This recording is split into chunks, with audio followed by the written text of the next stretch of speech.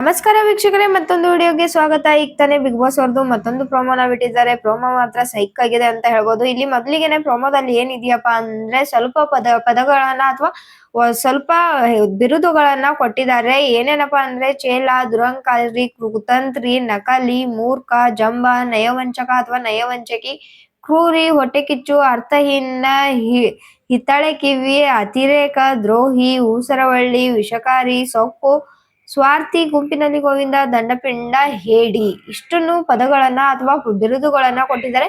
ಈ ಬಿರುದುಗಳನ್ನ ನೀವು ಯಾರ್ಯಾರು ಕೊಡ್ತೀರಾ ಅಂತ ಯಾರ್ಯಾರಿಗೆ ಕೊಡ್ತೀರಾ ಅಂತ ಕಿಚ್ಚ ಸುದೀಪ್ ಅವರು ಕೇಳಿದ್ದಾರೆ. ಇಲ್ಲಿ ಮೊದ್ಲಿಗೆನೆ ಯಾರು ಬರ್ತಾರಪ್ಪ ಅಂದ್ರೆ ಅಶ್ವಿನಿ ಗೌಡ ಅವರು ಬಂದು ಸ್ಪಂದನಾಗೆ ದಂಡಪಿಂಡ ಅನ್ನೋ ಬೋರ್ಡ್ ನ ಕೊಡ್ತಾರೆ. ಅದ್ರ ಬದಲಿಗೆ ಕಾಕ್ರೋಚ್ ಸುಧೀರ್ ಅವರಿಗೆ ಈ ಟೈಟಲ್ ಕೊಟ್ಟಿದ್ರೆ ತುಂಬಾನೇ ಚೆನ್ನಾಗಿರ್ತಿತ್ತು ಅನ್ನೋದು ನನ್ನ ಅಭಿಪ್ರಾಯ. ಯಾಕಪ್ಪ ಅಂದ್ರೆ ಕಾಕ್ರೋಚ್ ಸುಧೀರ್ ಅವರು ಮನೆಯಲ್ಲಿ ಯಾವ ಕೆಲಸದಲ್ಲೂ ಇನ್ವಾಲ್ವ್ಮೆಂಟ್ ಇರೋದಿಲ್ಲ, ಎಲ್ಲೂ ಕೂಡ ಕಾಣಿಸ್ಕೊಳ್ಳೋದಿಲ್ಲ. ಇವಾಗಂತೂ ಇನ್ನೂ ಕಾಣಿಸ್ಕೋತಾನೆ ಇಲ್ಲ ಅಂತ ಹೇಳ್ಬೋದು.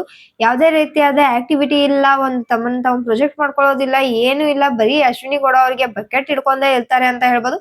ಸೊ ದಂಡಪಿಂಡ ಅನ್ನೋದು ಅವ್ರಿಗೆ ಸೂಕ್ತ ಆಗುತ್ತೆ ಅನ್ನೋದು ನನ್ನ ಅಭಿಪ್ರಾಯ. ಇನ್ನು ನೆಕ್ಸ್ಟ್ ಬರೋದು ಅಭಿಷೇಕ್ ಬಂದ್ಬಿಟ್ಟು ಕಾಕ್ರೋಚ್ ಸುದಿ ಅವರಿಗೆ ಕುತಂತ್ರಿ ಅಂತ ಕೊಡ್ತಾರೆ. ಇದಕ್ಕಿಂತ ಮುಂಚೆ ಯಾರೋ ಒಬ್ರು ಗುಂಪಿನಲ್ಲಿ ಗೋವಿಂದ ಅಂತ ಕೊಟ್ಟಿದ್ದಾರೆ. ಇದ್ರ ಜೊತೆಗೇನೆ ಕಾಕ್ರೋಚ್ ಸುದಿ ಅವರಿಗೆ ಒಪ್ಪುವಂತ ಟೈಟಲ್ಗಳು ತುಂಬಾನೇ ಇದಾವೆ ಅಂತ ಹೇಳ್ಬೋದು.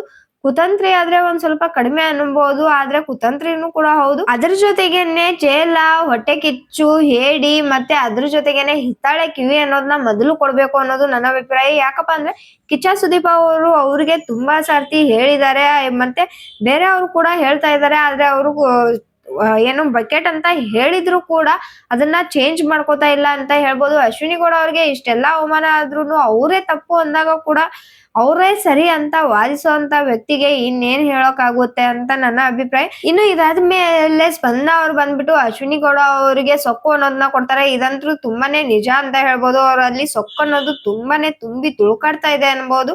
ಯಾಕಪ್ಪ ಅಂದ್ರೆ ಅವರು ಹೊರಗಡೆ ರೀಚ್ ಆಗಿದ್ದಾರೆ ಅನ್ನೋ ಸಲುವಾಗ, ಅಥವಾ ನಾನು ಕನ್ನಡ ಪರ ಹೋರಾಟಗಾರ್ತಿ, ನಾನು ಏನ್ ಮಾಡಿದ್ರು ನಡೀತದೆ ಅನ್ನೋ ಅಹಂಕಾರದಲ್ಲಿ ಸೊಕ್ನಲ್ಲಿ ಇರೋದಂತ್ರು ನಿಜ ಅಂತ ಹೇಳ್ಬೋದು. ಇನ್ನು ಇದಾದ್ಮೇಲೆ ನೆಕ್ಸ್ಟ್ ನೋಡೋದಾದ್ರೆ ಧ್ರುವಂತ್ ಅವರು ಗಿಲ್ಲಿ ಅವರಿಗೆ ಅತಿರೇಕ ಅಂತ ಕೊಟ್ಟಿದ್ದಾರೆ. ಅವ್ರು ಇಷ್ಟು ದಿನ ಆದ್ರೂ ಹೇಳೇ ಇದ್ದಾರೆ ಅವರು ಅತಿಯಾಗಿ ಆಡ್ತಾರೆ, ಅತಿಯಾಗಿ ಕಾಮಿಡಿ ಮಾಡ್ತಾರೆ ಅಂತ.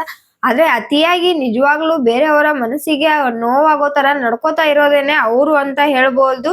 ತಾವು ಮಾಡ್ತಾ ಇರುವಂತ ತಪ್ಪನ್ನ ಗಿಲ್ಲಿ ಅವರು ಮಾಡ್ತಾ ಇದ್ದಾರೆ ಅಂತ ಹೇಳ್ತಾ ಇದ್ದಾರೆ. ನಿನ್ನೆ ಕಿಚ್ಚ ಸುದೀಪ್ ಅವರೇನೆ ಹೇಳಿದ್ರು, ನಾವು ಮಾಡ್ತಾ ಇರೋ ತಪ್ಪನ್ನ ಬೇರೆಯವರು ಮಾಡಿದಾಗ ಅದನ್ನ ನಾವು ಮಾತಾಡಬಾರ್ದು ಅಂತ ಹೇಳಿದ್ರು. ಆದ್ರೆ ಇಲ್ಲಿ ಬೇರೆಯವರು ಕೂಡ ಅಂದ್ರೆ ಗಿಲ್ಲಿ ಅವರು ಕೂಡ ಆ ರೀತಿ ಅತಿಯಾಗಿ ಕಾಮಿಡಿ ಆಗಿರ್ಬೋದು, ಅತಿರೇಕದಲ್ಲಿ ಮಾತಾಡೋದಾಗಿರ್ಬೋದು, ಆ ರೀತಿ ಅಂತ ಎಲ್ಲೂ ಕೂಡ ಅನ್ಸಿಲ್ಲ. ಇರೋದನ್ನ ಇದ್ದಾಗೇನೆ ಹೇಳ್ತಾರೆ, ಇಲ್ದೇ ಇರೋದನ್ನ ಏನು ಹೇಳೋದಿಲ್ಲ. ಅದು ಅಲ್ಲದೆ ಮನಸ್ಸಿಗೆ ನೋವು ಮಾಡೋ ರೀತಿ ಅಂತೂ ಇರೋದೇ ಇಲ್ಲ ಅಂತ ಹೇಳ್ಬೋದು. ಧ್ರುವಂತ್ ಅವರ ಮಾತುಗಳು ಮನಸ್ಸಿಗೆ ನೋವು ಮಾಡ್ಬೇಕು ಅನ್ನೋ ರೀತಿನೇ ಇರುತ್ತೆ.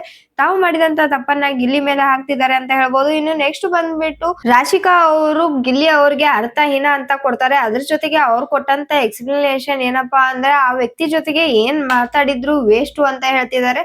ಆ ವ್ಯಕ್ತಿನೇ ವೇಸ್ಟ್, ಆ ವ್ಯಕ್ತಿ ಬಗ್ಗೆ ಅವ್ರ ವ್ಯಕ್ತಿ ಜೊತೆ ಏನೇ ಮಾತಾಡಿದ್ರು ವೇಸ್ಟ್ ಅನ್ನೋರು ಆ ವ್ಯಕ್ತಿನ ಹೇಗೆ ಹಿಂದೆ ಎಳಿಬೇಕು, ಆ ವ್ಯಕ್ತಿಗೆ ಹೇಗ್ ನೋವು ಮಾಡ್ಬೇಕು ಅನ್ನೋದನ್ನ ಮಾತಾಡ್ತಾರಲ್ವಾ, ಇವ್ರು ಎಷ್ಟು ಕರೆಕ್ಟ್ ಅಂತ ಇಲ್ಲಿ ಚರ್ಚೆ ಆಗ್ಬೇಕು ಅನ್ನೋದು ನನ್ನ ಅಭಿಪ್ರಾಯ. ಇನ್ನು ನೆಕ್ಸ್ಟ್ ನೋಡೋದಾದ್ರೆ ಚಂದ್ರಪ್ರಭಾ ಅವರಿಗೆ ಧನು ಅವರು ಹೋಗ್ಬಿಟ್ಟು ಊಸರವಳ್ಳಿ ಅಂತ ಕೊಡ್ತಾರೆ. ಇಬ್ರು ವ್ಯಕ್ತಿಗಳ ಜೊತೆಗೆ ಇರ್ತಾರೆ. ಸ್ಟೇಜ್ ಸಿಕ್ಕಾಗ ಅದೇ ಇಬ್ರು ವ್ಯಕ್ತಿಗಳ ಬಗ್ಗೆ ಕೆಟ್ಟದಾಗಿ ಮಾತಾಡ್ತಾರೆ ಅಂತ ಇರೋ ನಿಜಾನ ಹೇಳಿದ್ದಾರೆ.